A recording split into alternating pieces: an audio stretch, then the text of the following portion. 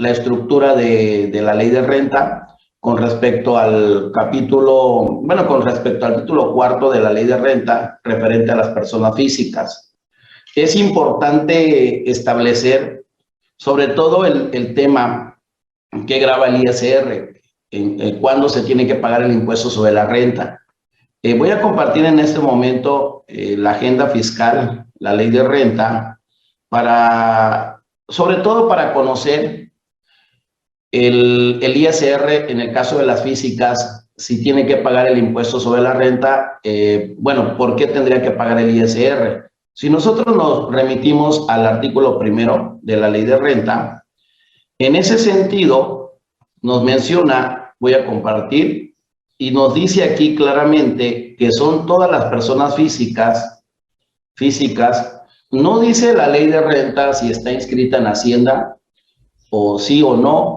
Básicamente toda persona física que se ubique en este supuesto, dice, están obligadas a pagar el impuesto sobre la renta. No es una opción, es una obligación que tiene toda persona física. ¿En qué caso? O los casos que se pueden dar cuando sea residente en México, fracción primera.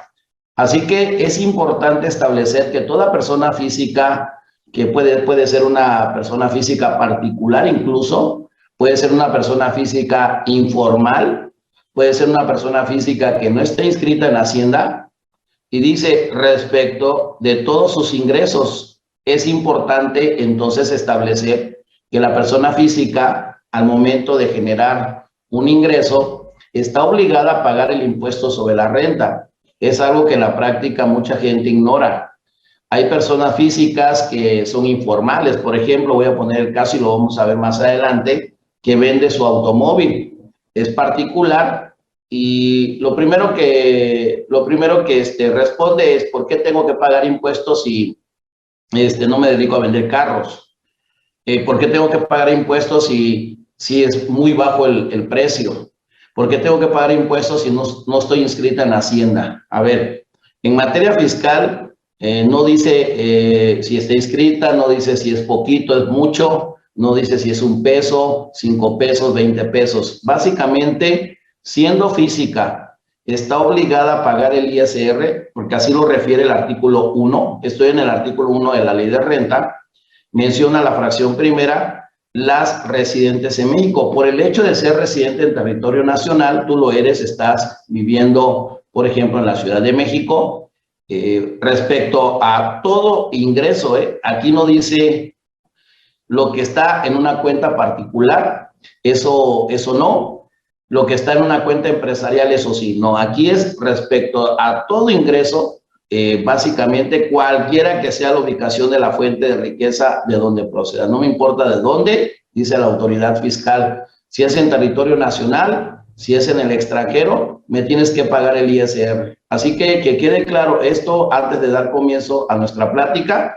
Y una vez que tú ya determinas el ingreso, es importante ubicarlo en alguno de los capítulos. Eso es básico en la estructura de la ley de renta.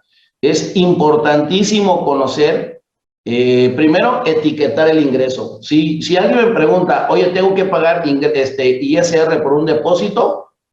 Yo no te puedo responder.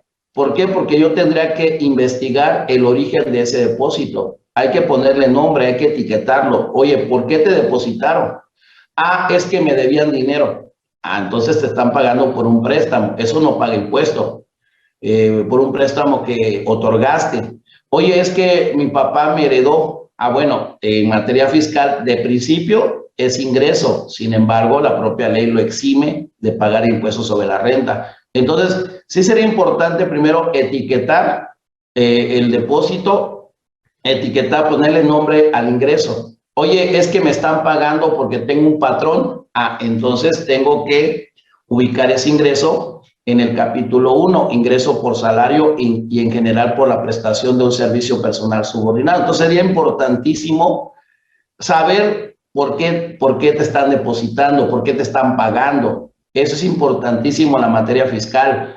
Hoy en día la autoridad, todo depósito bancario presume ingreso. A ver, vamos a demostrar lo contrario en caso de que no sea ingreso. Oye, es que me debían el contrato, es que me heredaron el testamento, es que es un donativo, el contrato de donación. Estamos totalmente de acuerdo. Entonces, vean lo importante de la materialidad. ¿Por qué te están depositando? ¿Cuál es el motivo o el origen del dinero? Eso es importantísimo. Una vez que ya tengas el origen, ahora sí, es que trabajo para un patrón, capítulo 1. Ah, es que me pagaron dividendos. Soy socio de una empresa. Ah, el capítulo 8, ingreso por dividendo. Ah, es que, ¿qué crees? Que rento una casa habitación, pero me pagan en efectivo. ¿Sí? ¿Cuántas veces hemos escuchado, no? Es que, te lo juro, es una pequeña casa habitación para lo que me pagan, 3,000 pesos mensuales. Y aparte no me pagan, no me piden factura. No me piden factura, es en efectivo. ¿Quién se va a dar cuenta? A ver, la ley de renta nunca dijo si dan factura o no. La ley de renta dice respecto a todos sus ingresos. Nunca dice si se facturan o no. En la práctica hay mucha gente que lo que factura sí se declara y lo que no se factura no se declara. Entonces, muy importante el tema, por favor. Entonces, vamos a tener mucho cuidado. Ahora sí que estamos viviendo un año de fiscalización, estamos viviendo años de que la autoridad hoy en día, siendo física o moral, siendo física RIF, siendo física asalariada, siendo física particular informal, no le interesa qué tan grandota seas, ¿verdad? De capacidad económica. Aquí he escuchado muchos contadores que dicen, ah, es que el depósito bancario tiene que ser arriba de 40,000 pesos, arriba de 30,000, arriba de 20,000, arriba de... A ver, en materia fiscal, si la ley de renta dice que respecto de todos los ingresos, no menciona importes, así que hasta 1 peso puede ser sujeto a fiscalización. Entonces, ten mucho cuidado en la materia fiscal, sobre todo este tema de las físicas, que es un tema muy importante del seminario. Yo tengo que tener muy claro cuál es el origen de ese dinero. Una vez que me queda claro, bueno, entonces yo tengo que ubicar ese ingreso en el capítulo. Ejemplo, si yo les decía, si me dedico a rentar una pequeña casa habitación, no importa, así sea pequeñita, así sea el importe muy pequeño, vas a tener que pagar ISR. No me piden factura, tienes que hacer una factura con RFC genérico. O sea, son cuestiones que en la práctica muchos contribuyentes ignoran. Oye, que fíjate que puse un negocio, pero me va mal, lo tengo en la colonia. Y luego vendo tortas para lo que vendo. No, luego me registro en Hacienda. A ver, la ley de renta no dice que seas un negocio pequeño. ¿Sí? No dice que sea un negocio pequeño. Tienes que pagar impuesto. ¿En qué capítulo? El capítulo 2, ingreso por actividad empresarial. El negocio tiene que pagar ISR por el ingreso que generas. Entonces, sí sería importante en materia fiscal ubicar el tipo de ingreso que estoy percibiendo. Esta tabla a mí me sirve muchísimo porque una vez que yo ubico el ingreso, ahora sí me voy directo al capítulo y veo qué artículos me aplica. Por ejemplo, en el tema de salario, 94-99. De aquí no me muevo porque sé que ahí voy a encontrar cómo se paga el impuesto, sé que voy a encontrar sobre todo las obligaciones que tengo en materia fiscal. Oye, que soy socio, vete al 140. Oye, que rento a la pequeña casa habitación, pues vete al 114, al 118. Entonces sí sería importante tener claro el tipo de ingreso que estoy generando. Oye, que vendí mi carro, soy particular, ¿verdad que no pago impuesto? Sí tienes que pagar ISR. Si es un ingreso, sí tienes que pagar impuestos sobre la renta. Habría que revisar el tema si aplicando deducciones hay una base, ¿no? O tengo una parte exenta. Si vendo mi auto, no me dedico a vender autos.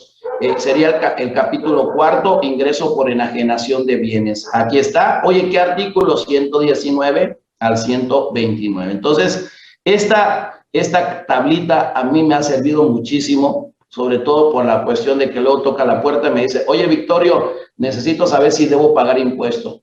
A ver, primero preséntate, ¿no? ¿Quién eres? A ver, ¿que eres física o moral? Soy física. Bueno, entonces ya una vez que me diga que es física, me voy al título 4. Ahora sí, ¿a qué te dedicas? Platícame toda la historia. Como su historial clínico, ¿verdad? Me va a decir, es que hago esto, es que hago, es en un terrenito, es que me depositaron la tanda, es que, ¿qué crees? Que soy asalariado, pero además tengo un pequeño negocio en una colonia y que vendo esto. O sea, ya me está diciendo cuáles son las actividades. Con base a eso, yo ya le voy a decir, te corresponde tanto de obligaciones, ¿sí? Tienes que pagar esto, tienes que pagar esto. ¿Con base a qué? Con base a las preguntas que yo hice, con base al estudio que yo le hice a esta persona, yo voy a determinar cuáles son sus obligaciones. Una vez que yo tenga esto, vamos con el primer capítulo, que son salarios. En ese capítulo, generalmente los trabajadores únicamente los ves cada año. ¿A poco no? Cada año los ves con su escrito, ¿no? Que presentaron de que tienen que hacer anual. A ver, muy importante, en el tema de salarios, es importantísimo, sobre todo, revisar el comprobante de nómina.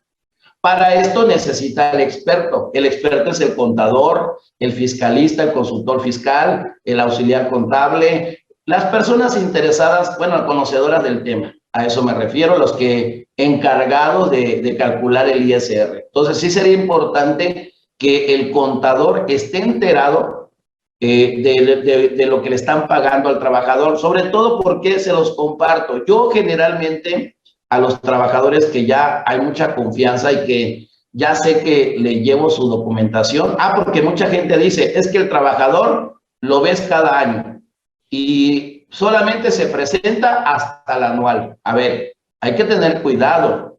El trabajador tiene que estar consciente que cada mes tenemos que revisar el comprobante de nómina, sus cuentas bancarias, si no hay una afectación, porque al rato te va a salir que es empresarial, al rato te va a decir que, oye, ¿qué crees? Que puse un despachito, un despacho pequeño, pero no estoy facturando y no me he registrado en Hacienda, pero soy trabajador nada más. Entonces, sí sería importante, sobre todo, ir conociendo qué tipo de actividades realiza la persona física, sobre todo por el tema de la fiscalización por parte de la autoridad fiscal. Entonces, aquí, este tema de salario, a mí la verdad, siempre yo lo veo como una obligación de los trabajadores de revisar el comprobante de nómina. A ver, sobre todo, hay que recordar que este régimen de salarios, el contribuyente es el trabajador, pero tenemos asimilados a salarios. ¿Qué voy a revisar en este capítulo? Los ingresos que derivan por la prestación de un servicio personal subordinado. Oye, ¿tienes un contrato laboral? ¿Me lo puedes prestar? Eso es una verdadera asesoría fiscal, ¿eh? Aquí el problema es que no te lo van a pagar. En la práctica, ¿cuál es la queja de los contadores? Es que no lo pagan, es que el trabajador solamente se presenta hasta el anual. A ver, por eso soy su contador, yo soy su asesor, yo necesito cuidar al trabajador de que no cometa errores, sobre todo en las cuentas bancarias. ¿Qué está haciendo para que yo sea su guía como tal? Entonces, aquí tenemos que estar revisando, primero, tener el contrato laboral. Segundo, sobre todo, ¿qué está percibiendo? Salario, aguinaldo, horas extras, prima vacacional, prima dominical, fondo de ahorro, bono de productividad, premio de asistencia y puntualidad. Todo esto se lo paga el patrón. El obligado a calcular el ISR, que quede claro, es el patrón, no el trabajador. El trabajador solamente percibe el ingreso y las únicas obligaciones, ahorita les digo qué obligación tiene, pero él no tiene que calcular el ISR provisional. Él no calcula cada mes, cada quincena el impuesto. Quien lo calcula es el patrón. El patrón es el encargado de estar, ¿qué? A ver, te pagué esto, te voy a retener. Te pagué esto, te voy a retener. Entonces, importantísimo en este capítulo revisar qué está percibiendo el trabajador, sobre todo para saber que lo que le está pagando el patrón es capítulo 1. ¿Por qué? Porque al rato vamos a encontrar un ingreso que no es ingreso y que el patrón se lo está grabando. A mí me tocó un caso de que el patrón le estaba pagando y le estaba reteniendo por un depósito no identificado, pero el patrón le hizo la retención. A ver, necesito, patrón, que me aclares, yo como su contador, ¿no?, del trabajador. necesito que me digas por qué le estás haciendo la retención, sobre todo porque este capítulo grava el ingreso por la prestación de un servicio personal subordinado. Ah, es que le pagué PTU. Ah, ok, necesito ver. Trabajador pide la declaración anual, cuáles son las utilidades, cuál es la renta gravable, cuál es la utilidad, cuál es la PTU a distribuir. O sea, sobre todo, tener la certeza de que lo que le están pagando es PTU. En la práctica es complicadísimo, me entiendo, porque ya si te puso PTU, es PTU, no hay de otra, ¿verdad? Ya es problema de él. Al rato resulta que no hay utilidades. Eso ya no es PTU, eso ya sería salario y se tiene que gravar. Entonces, en materia fiscal, hay que tener mucho cuidado con el tema de las físicas, sobre todo salario. Entiendo la situación, es complicadísimo que esté revisando cada quincena, cada mes, sobre todo porque lo único que hacemos es presentar anual hasta que en el mes de abril, cuando lo ves al trabajador, ¿no? Que se presenta, porque ya no puede ser febrero ni marzo. Antes daba la posibilidad a la autoridad de presentar febrero y marzo, pero se consideraba presentada hasta medio de abril, la anual de físicas. Actualmente, ya hoy en día, liberan el programa hasta abril. En abril, 1 de abril, ya se está presentando el anual del asalariado, pero es cuando lo ves, cada año lo ves. Oye, te veo el año que viene, en abril, para tu anual. A ver, ten cuidado, ¿por qué? Porque hay que recordar que tenemos un simulador. Si ustedes revisan, por favor, dejo de compartir. Tenemos en el SAT, yo te invito, sobre todo el trabajador, porque este tema es para los trabajadores. No, este módulo, este seminario, son para los trabajadores. Sin embargo, quien debe conocer del tema es el patrón, porque es el responsable solidario. Tenemos un simulador, un visor de nómina del SAT, básicamente de trabajadores. Si ustedes, yo te invito a que lo vayas revisando. Generalmente lo dan a conocer, ahorita tenemos del año pasado, pero bueno, es una herramienta eficaz, una herramienta oportuna que me puede permitir revisar básicamente cómo anda en el pago de la nómina, ¿no? El trabajador, miren, ahí está en pantalla, está en la página del SAT, visor de comprobantes de nómina para el trabajador. Es una forma de estar revisando lo que le está pagando el patrón.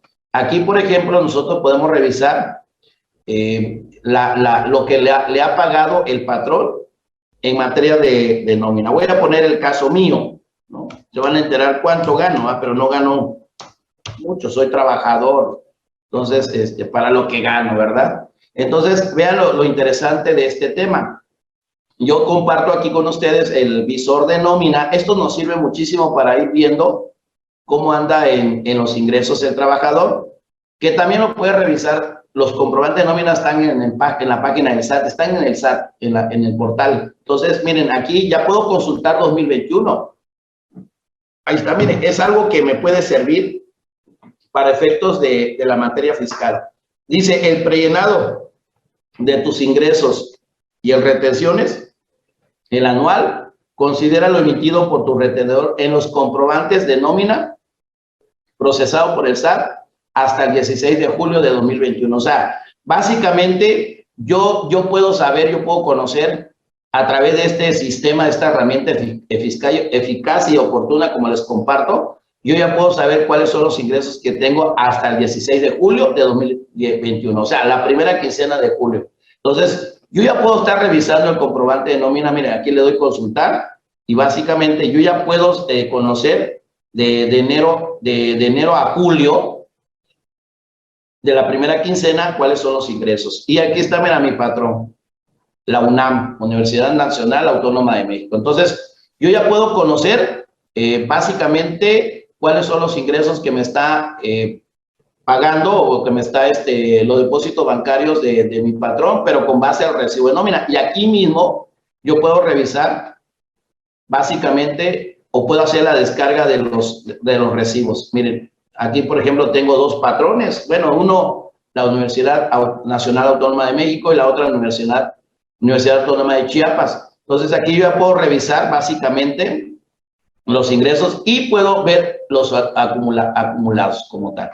Entonces, es una herramienta eficaz, oportuna que me permite conocer los ingresos que está percibiendo el trabajador. Puedo conocer también todas aquellas prestaciones que deriven como consecuencia del término de la relación laboral, aquí está, en caso de tener una indemnización. Ahora, voy a tener ingresos que no son considerados como tales, que se consideran no objeto. Por ejemplo, los servicios de comedor. Servicio de comedor y la comida que me da mi patrón no es ingreso para mí. Oye, que mi patrón me da una buena comida, hay comedor, excelente comida. Está el servicio de comedor también, porque no hay comedor, pero hay servicio de comedor. Voy a básicamente, salgo a comer, pero tengo esa prestación.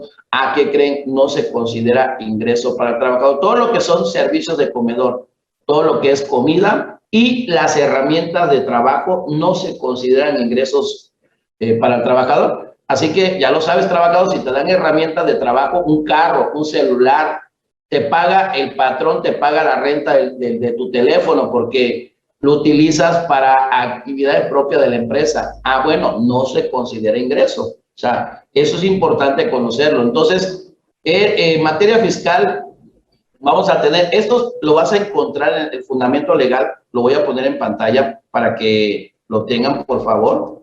Lo pongo lo comparto. Voy a compartir aquí con ustedes el fundamento. Y miren, interesante tema, artículo 94 de la ley de ISR. ISR 94, si nosotros nos remitimos al artículo que ya actualmente ya lo tenemos en el penúltimo párrafo. A ver, vamos a este artículo, interesante artículo. Vamos a...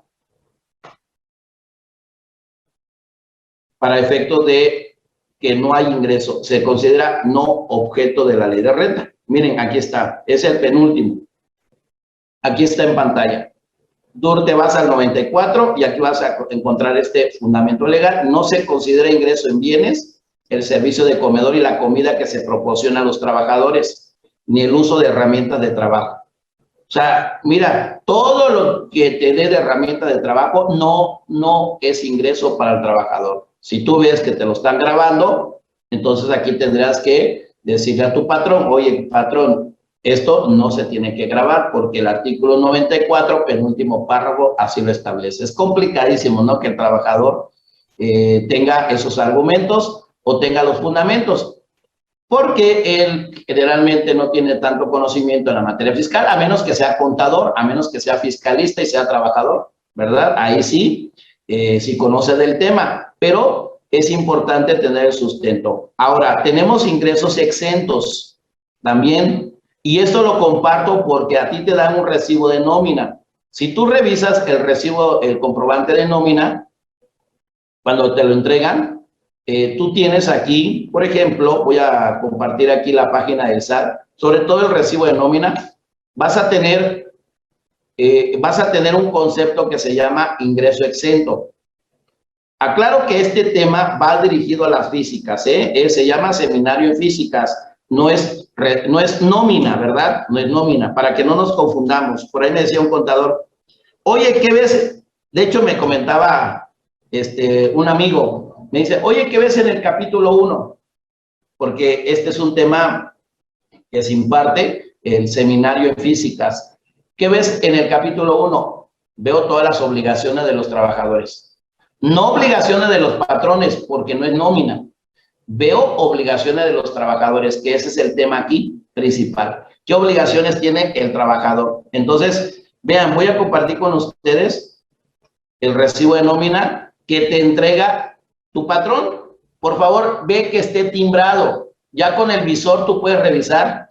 Si no te aparece nada, ve a reclamarle, oye, mi recibo de nómina no está timbrado, por favor, hazlo. Eso sí lo tienen que hacer los trabajadores, porque en la práctica, en verdad, luego los patrones están timbrando fuera de tiempo, no me interesa, pero al final, con que timbre, me doy por servido. Pero que esté timbrado, básicamente antes de presentar la anual, porque luego llega la anual y no está timbrada la nómina. Miren, a él le va a aparecer un concepto que se llama ingreso, percepción, lo que percibe de su salario. Y aquí vamos a tener una parte que se considera exenta. Yo te invito, trabajador, o el contador del trabajador, que revises este concepto. Este concepto, en la práctica, hay muchos errores. Hay muchos errores en este concepto. Me ha pasado que se confundió el patrón. Oye, que está mal mi nómina, ve a reclamar porque yo necesito que me entregue mi recibo de nómina correcto. Aquí, miren, vamos a tener, yo les puse su material porque esto es obligación del patrón, no del trabajador, pero pues al final, ¿quién es el contribuyente? El trabajador. ¿Quién debe conocer del tema? El trabajador está obligado, porque al rato yo le doy menos, yo le grabo todo el aguinaldo y que oye, me grabaste el aguinaldo y tenía una parte exenta, 2,689. Oye, me grabaste la prima vacacional y tenía una parte exenta de 15 UMAS. Oye, me grabaste la prima dominical, el domingo que vine a laborar, me lo grabaste. ¿Y qué crees? Tenía una UMA de manera por cada domingo que se elabore. Es importante conocer cuáles son los ingresos que no pagan ISR. La PTU, 15 UMAS, 1,344.30. La parte excedente grava ISR. Entonces, vamos a tener que revisar el comprobante de nómina, sobre todo este concepto. Miren, ingreso, importe exento, ingreso exento. Este es a mí el que me interesa. Si el patrón está timbrando correctamente la nómina, si los importes que me está pagando, me está pagando el contador, porque el contador es el que hace el cálculo, pero bueno, al final el patrón es el que paga, están bien calculados. Y esto es una sugerencia que les doy.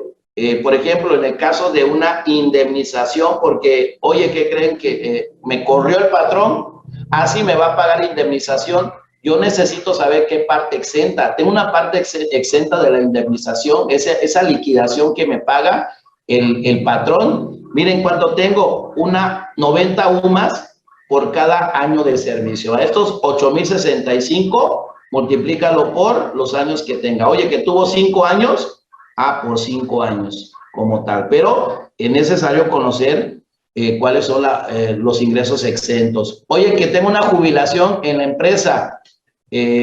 Tengo 15 UMAS de manera diaria. Esto por al mes 34. Entonces, sí, revisar cuál es mi derecho también, ¿no? Porque tengo derecho a que me aplique el exento. Oye, que los viáticos, esto es muy común en la práctica, ¿no? Me mandaron de comisión, soy trabajador, y resulta que no llevé el comprobante de la comida y el contador me lo quiere grabar. Bueno, saber que si no llevas el comprobante fiscal de la comida, del restaurante, del hotel, del transporte, se te va a grabar. Necesitas una factura electrónica para que no se te grabe con requisitos fiscales. Así lo menciona el artículo 93. Dice que necesito un comprobante fiscal. Además que sea erogado en servicio del patrón. Esto sí se da. El problema sería el comprobante, el no tener este comprobante fiscal. ¿Qué más? El fondo de ahorro. En el caso del fondo de ahorro, ¿qué creen que me están dando fondo de ahorro? Por ejemplo, miren, voy a compartir con ustedes una pequeña, aquí un Excel para ir haciendo algunos pequeños cálculos, sobre todo para efectos de que ustedes conozcan los exentos, ¿verdad? Yo aquí siempre le digo al trabajador, siempre cuando platico con el trabajador, tú necesitas, conocer no todas tus obligaciones, pero sí las más importantes. Necesitas saber más o menos.